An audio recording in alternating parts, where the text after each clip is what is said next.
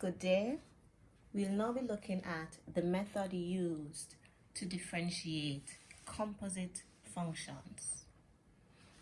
It's the chain rule, but it's a slightly different version than the previous.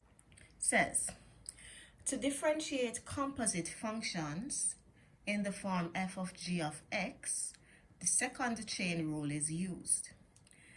And right there in the middle is the formula that we are going to be applying. It says dy dx equals dy du times du dx. What are these dy dus and du dx's? We're going to look at an example. It says we have a function y equals sine of 3x squared plus 5. So this is a composite function. We're finding the sine of this polynomial. We have the steps shown. It says first, we're going to let u equal 3x squared plus 5. So this function in bracket, we're going to let it be u. And then the entire question will now read y equals sine u, as you see here. Now, we have this u equals 3x squared plus 5. That is how we get the expression du dx for the derivative. Previously, let's say you were given the function y equals 3x squared.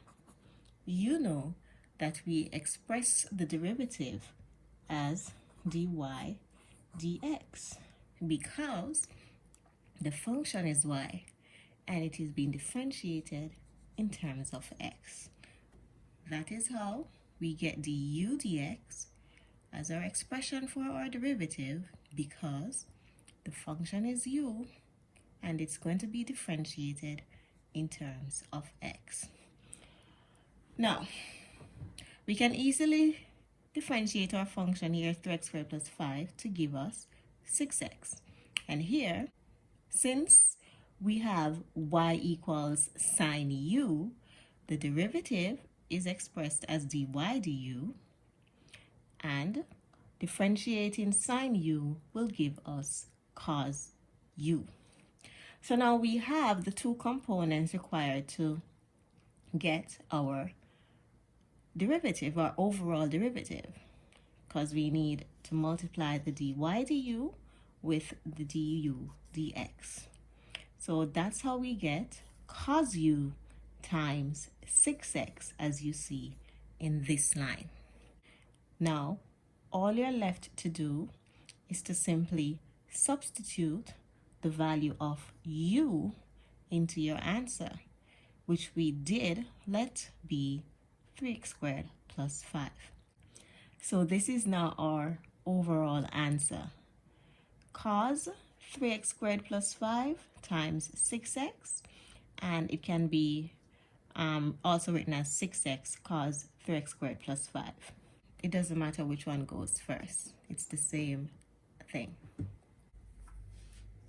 Here we have the same question. I'm going to show you a much shorter way to find the derivative of these composite functions. Now, here we have our 3x squared plus 5 in bracket. What you're going to do is to differentiate that part first. When we do that, we will get 6x. Next, you're going to change the sine to cosine, or if the function is in the cosine form, you will change it to negative sine. Because if you recall from the previous video, the derivative of sine x is cos x, and the derivative of cos x is negative sine x. So, once more, differentiate this portion. You're going to differentiate the polynomial. Then you're going to change sine to cosine and simply write back the original polynomial.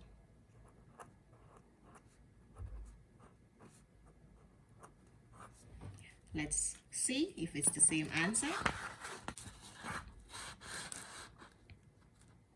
And it is 6x cos 3x plus 5, 6x, 3x squared, sorry, 6x cos 3x squared plus 5. Now let's do two more examples. And we're going to use the shorter method to obtain our derivative. Now, here we have cos of x cubed plus 4. Now, what we have to do is to differentiate that portion, and then that answer will get multiplied by our 3 outside. So it's now going to be 3 times derivative of this part. So once more, differentiate the polynomial. This will give us 3x squared. We're going to change the cosine to negative sign. Remember, these are being multiplied. So I'm going to put a dot so it doesn't look like we're subtracting. The dot means multiply, of course. And then lastly, we're going to put back our original polynomial in brackets. Sorry, x cubed. So now this answer will get multiplied by our 3 on the outside. This will make it a negative 3x squared times 3 and negative 9x squared. And the sign portion simply goes back.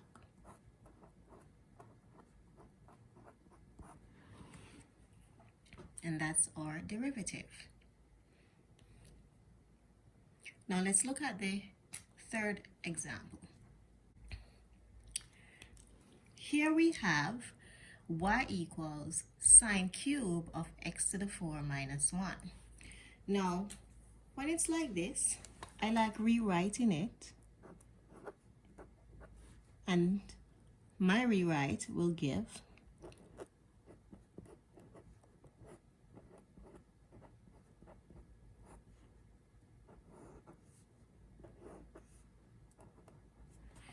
now, the reason I got this is saying sine cube x to the 4 minus 1, which simply means the sine of x to the 4 minus 1 is multiplied 3 times.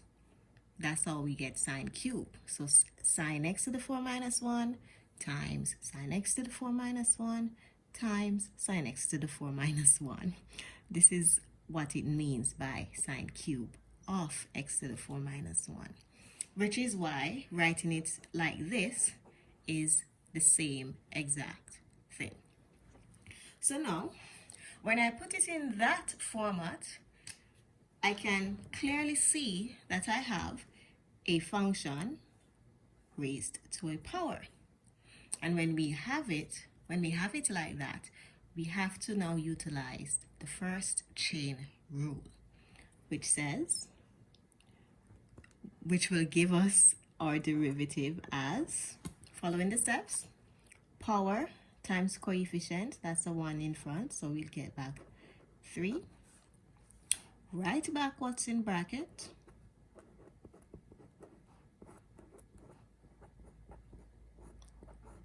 Subtract 1 from the power. And now we're going to multiply by the derivative of the bracket.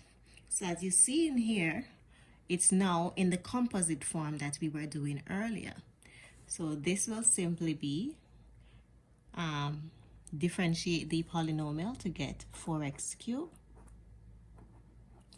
Change the sign to cosine. And then write back the original polynomial.